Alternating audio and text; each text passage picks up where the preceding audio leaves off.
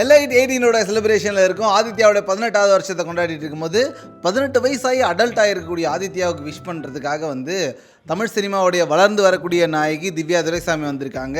நீங்கள் அவங்கள வந்து எதிர்க்கும் துணிந்தவன், வாழை உள்ளிட்ட பல படங்களில் பார்த்துருப்பீங்க. ஹாய் ஆதித்யா, உங்களோட விஷஸ் என்ன? எல்லாருக்கும் வணக்கம். So 18th year Aditya celebrate பண்ணுறாங்க. ஆதித்யாவுக்கு என்னோட ஹார்ட்டி விஷஸ். ஏன்னா நான் சைல்ட்ஹுட்டில் பார்த்து வளர்ந்த ஒரு சேனல். நிஜமாதான். எனக்கு வந்து இவங்களை வாழையில தான் மச்சான் மிக பிரபலமாக வந்து தெரியும் மச்சான். வாழை வந்து உண்மையாலுமே நல்லா பண்ணியிருந்தீங்க. ஏன் மேடம் சிரிச்சு அதுக்கு வந்திருக்கீங்க, சிரிச்சுக்கிட்டே இருக்கணும் தான். ஆமாம், ஆனால் சிரிச்சுக்கிட்டே இருந்தீங்கன்னா என்கிட்ட பேசுனீங்கன்னா தான் ஆதித்யா பார்க்கும்போது தான் சிரிச்சுக்கிட்டே இருக்கணும். ஆதித்யாவுக்கு பேட்டி கொடுக்கும் போதெல்லாம் சிரிச்சுக்கிட்டே இருக்கணும்னு அவசியம் கிடையாது மேடம். நாளா மேடம் நீங்கள் 18 இயர் தான் ஆகுதுன்ற மாதிரி சொல்கிறீங்கல்ல. நாளா அப்படின்னா வானமெல்லாம் மேகம் மனசு ஃபுல்லாக சோகம் அந்த மாதிரி இருக்கக்குள்ள ஆதித்யா பார்ப்பேன். ஆனால் நீங்கள் எனி டைம் சிரிச்சுக்கிட்டே இருக்கிறது உண்மையாலுமே ரொம்ப சந்தோஷமாக. அதான் நான் அப்படி சிரிச்சுட்டே பார்த்து பழகிட்டேன்.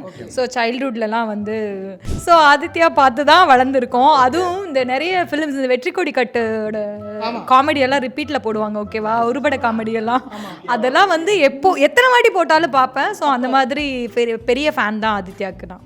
மோரோவர் இன்னொரு விஷயங்க, நான் சிரிச்சுட்டே இருக்கிறதுக்கு இன்னொரு காரணம் என்னன்னா, இது நான் வளர்ந்த சேனல். ஸோ இந்த நெட்வொர்க்கில் தான் நான் வளர்ந்தேன். திஸ் இஸ் லைக் மை அடிக்கடி நீங்கள் வளர்ந்தேன்னு சொல்கிறீங்களே, என்ன தேவையில்லாமல் என்ன கூட வச்சு இந்த மாதிரி வளர்ச்சியை பற்றி பேசக்கூடாது. வளர்ந்தேன் அடிக்கடி சொல்கிறாங்க. அதனால எனக்கு ரொம்ப ஹாப்பியாக இருக்குது. அதனால தான் நான் ஹாப்பியாக வந்து சிரிச்சுட்டே இருக்கேன். இவங்க மாதிரி நீங்களும் ஆதித்யா பாருங்கள், சிரிச்சுக்கிட்டே இருங்க. எஸ்.